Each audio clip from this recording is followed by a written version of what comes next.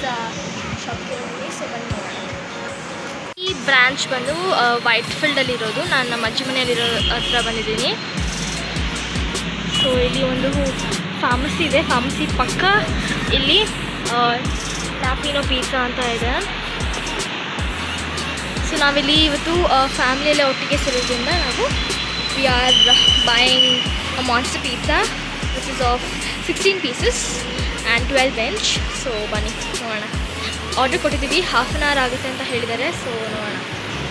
So ಈ ರೀತಿ ಇದೆ ಸೀಟಿಂಗ್ ಅರೇಂಜ್ಮೆಂಟ್ಸ್.